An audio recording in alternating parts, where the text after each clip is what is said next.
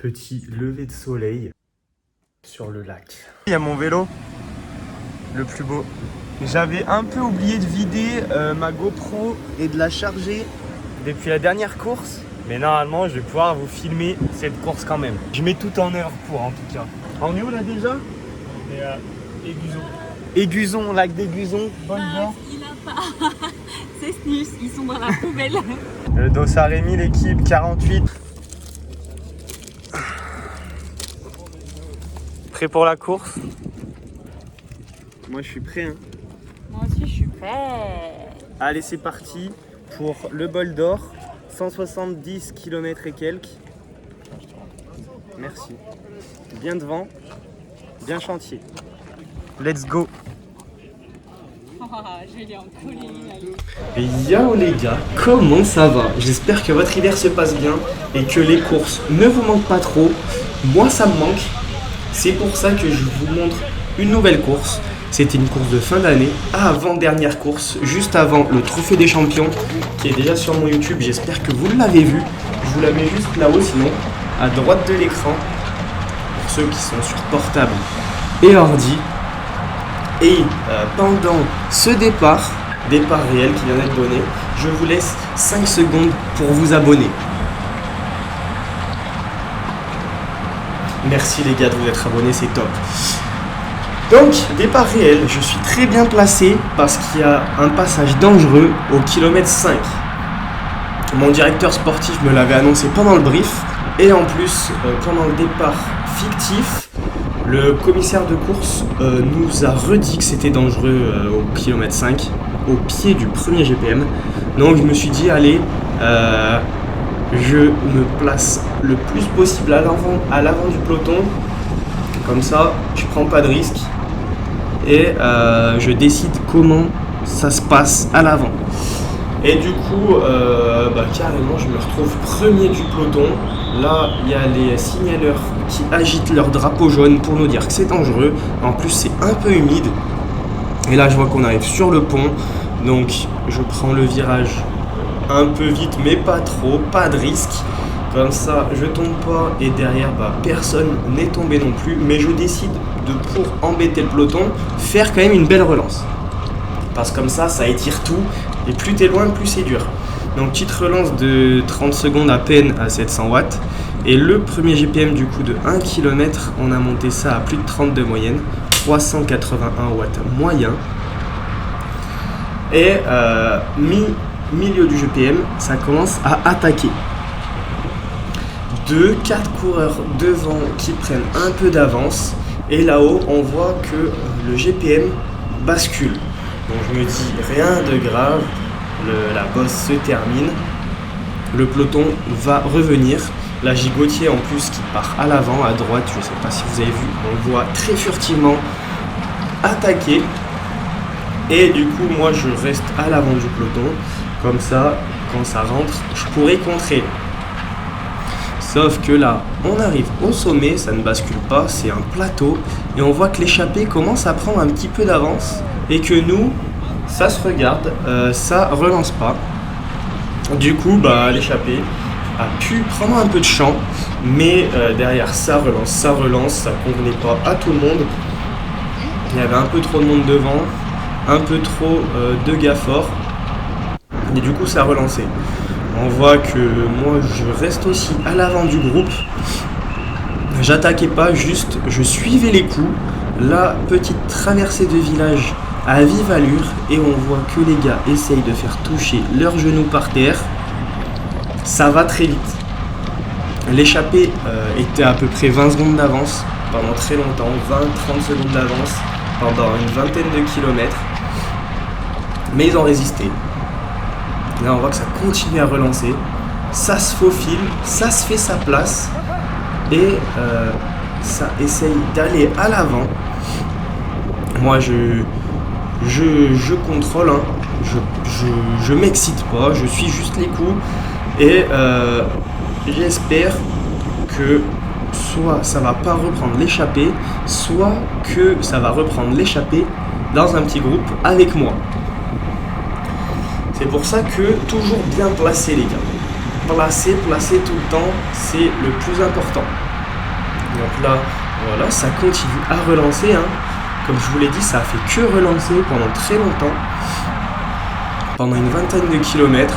Là, bon, ça temporise un petit peu plus, ça n'a pas relancé, donc ça a peut-être permis à l'échappée de reprendre un peu d'avance, mais on n'avait pas non plus énormément d'infos. Et on va voir qu'on va arriver dans un enchaînement de petites bosses qui va faire très très mal à tout le monde. Mais la grande route, comme on voit, bah, ça roule pas top, ça roule pas vraiment. Et là, ce genre de petite bosse, comme je vous l'ai dit, ça c'est en GPM carrément, 1 km. Mais je vous ai pas mis de petite fiche avec les watts parce que ça a vraiment pas roulé très très vite. Ça fait mal ici, mais les watts sont pas réguliers, donc ça donne pas des gros chiffres. Ça bascule. Voilà, ça roule pas très fort. On arrive dans une deuxième petite bosse. Et là, on a Pierrot qui nous fait une petite masterclass et qui déraille, ou je sais pas trop qu'est-ce qu'il a fait, mais arrêté au milieu de la route. Au sommet, comme depuis un bon petit nombre de kilomètres, ça continue à relancer. L'ami Sten et l'ami Axel qui se font une petite alliance et qui attaquent. Eux, c'est soit tu les vois en train d'attaquer, soit tu peux aller les voir au fond du peloton pour papoter. Mais là, bah voilà, ils ont décidé d'aller à l'avant, et quand ils sont à l'avant, bah, c'est pas très très rigolo en général. Donc là, on voit que ça roule à fond. Regardez ça, la vitesse, tout en fil, là tout est étiré. Mais l'échappée a réussi à partir. Donc, on se retrouve à temporiser, à être dans le peloton, et les équipes qui veulent essayer de revenir à l'avant s'organisent.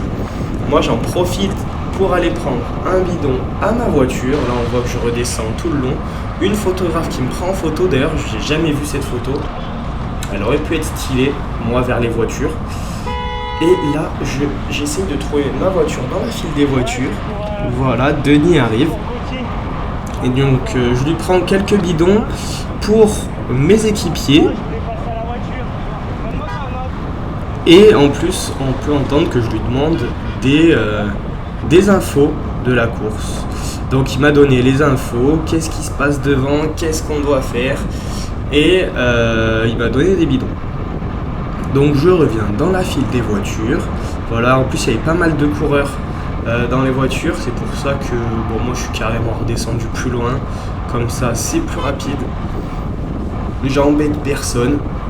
Coucou Romain, moi je rentre dans le peloton. Voilà, comme j'avais dit, Axel maintenant il est au fond du peloton, mais moi j'ai pas le temps de discuter. Il y a Sten aussi, voilà, comme par hasard dans les 4 derniers il y avait les deux, on retrouvait les deux. Donc là je donne un bidon à Alex, qui était à sec complet le garçon, et je continue ma remontada pour aller donner un bidon à Gauthier, qui est là à droite. Oui, parce qu'en plus Gauthier, comme je vous ai dit, il était rentré sur l'échappée, mais après il a explosé de l'échappée. Pas assez d'expérience le garçon, et ouais, va falloir prendre des échappées tous les jours pour que ça fasse de la caisse. Là voilà, donc on se replaçait en équipe. Je leur avais dit qu'il y avait un passage, une petite route, donc il fallait être placé. Donc là on voit que je suis avec Gauthier, et là on est 3-4 ensemble. Là il y a également Julien et Adrien, donc on est placé à l'avant. Et sur ces grandes routes, en équipe, c'est bien plus efficace pour rester placé. Donc là on s'apprête à arriver sur des petites routes, et en plus on se rapproche petit à petit du circuit final, parce qu'il y avait un circuit final de 35 km à faire 2 fois. Et donc première partie de ce circuit final, c'était un long faux plat montant, là comme on le voit, et donc mon équipe m'avait aidé à arriver placé là-dedans, mais j'ai fini le boulot tout seul pour basculer à la meilleure place possible. Comme on le voit là, ça roule à fond, c'est très tendu. Et moi je connaissais pas le circuit, mais on m'avait dit que la descente était très macabre. Donc là on arrive à la fin de ce faux plat montant, ça tourne à gauche. Et donc moi je suis placé dans les 10-15 premiers. Donc c'est pas mal. Et là on se dirige à fond de cale dans la descente. Comme je vous ai dit, descente que je ne connaissais pas du tout. Je sais plus si j'avais mis la map ou pas sur mon Garmin. Je ne pense pas. Parce qu'en plus là je devais avoir le Garmin de ma copine. Qui en plus il était tactile. Donc je ne savais pas trop l'utiliser. Donc je restais sur la même page. Donc descente tout au feeling. À l'improvisation. Mais heureusement que je suis placé. On va voir que là le placement était très important. Vous allez vous en rendre compte. Vraiment, placement super important. Là, regardez-moi cette descente, ça prend les virages à fond. D'ailleurs, j'ai pas mis la descente en intégralité parce que c'était long, c'est un très long passage. Et si vous voulez que je mette cette descente en intégralité, dites-moi, parce que franchement, c'est magnifique. Je sais pas si vous préférez que je la mette sur YouTube.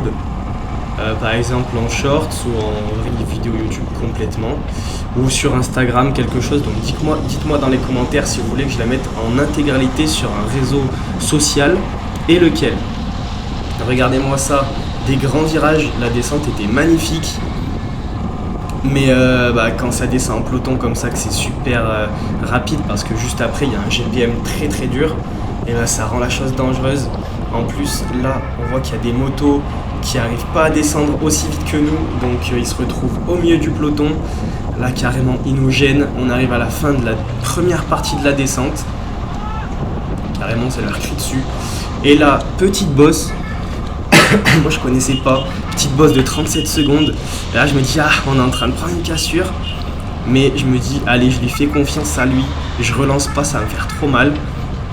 Donc là je me dis allez, courage, tu vas me ramener devant, je prie. Donc 508 watts quand même de moyenne, je ne sais pas si vous avez vu les stats en bas, 508 watts de moyenne sur cette petite bosse, c'est monté super fort. Et là on vient de faire un grand sprint et on reprend une petite descente. Donc là attention, la lucidité pour descendre c'est très compliqué, mais on n'a pas le choix. On est obligé de faire au mieux parce que sinon on lâche vu à quelle vitesse ça descend. Et là on arrive de nouveau sur un petit pont et une nouvelle, le GPM principal, là le GPM du circuit. Et là le garçon n'a plus la force de rentrer, du coup je me dis aïe c'est à mon tour de tout mettre. Donc là pour rentrer sur le peloton j'ai à nouveau fait 36 secondes, quasi comme tout à l'heure, c'est quasi les mêmes stats que l'autre petite bosse. 507 watts moyen, tout à l'heure c'était 508, 811 max, tout à l'heure je crois que c'était 818. Et là je rentre sur le groupe d'échappés, là on est une dizaine. Le peloton a complètement explosé, il y a des groupes de partout. Et nous regardez, ça monte au sprint. Moi je viens déjà de faire un sprint pour rentrer sur ce groupe. Et là en plus ça s'écarte un grand coup, les gars sont à fond. Et j'arrive pas à rentrer directement sur les 5 de devant.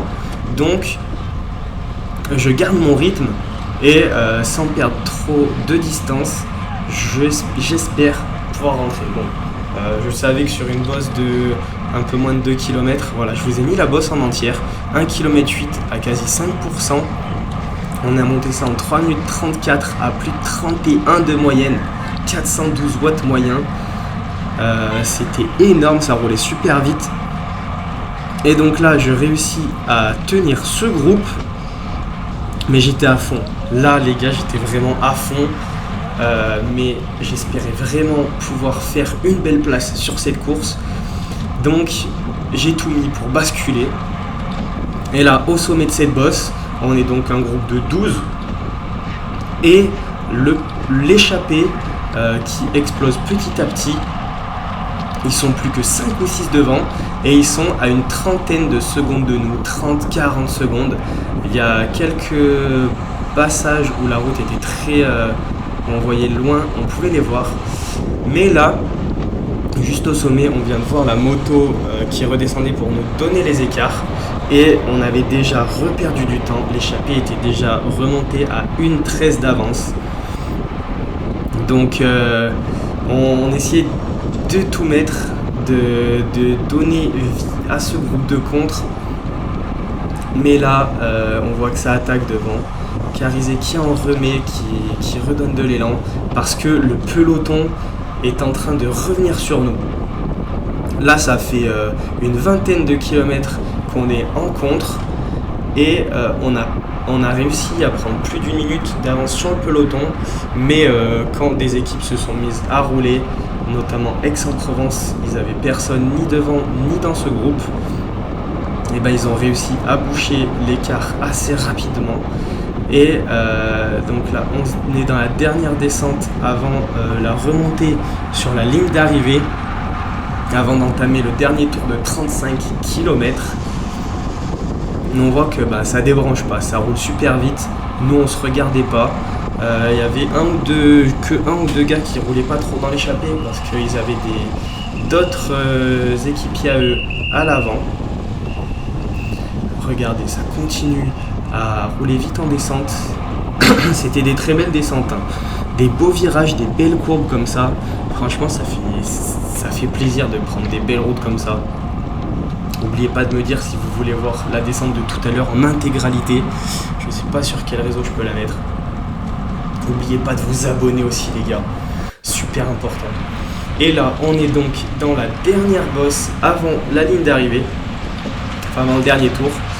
Et on se fait reprendre par le peloton.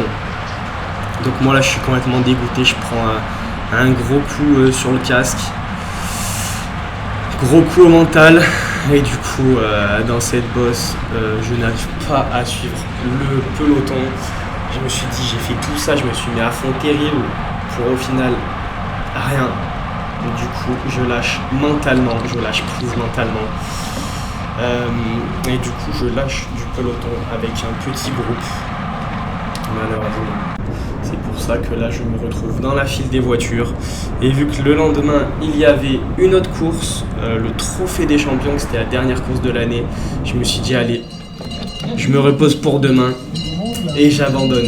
Malheureusement, c'est pas bien. N'abandonnez jamais.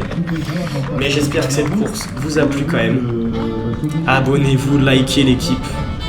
Et à bientôt. Ciao, ciao.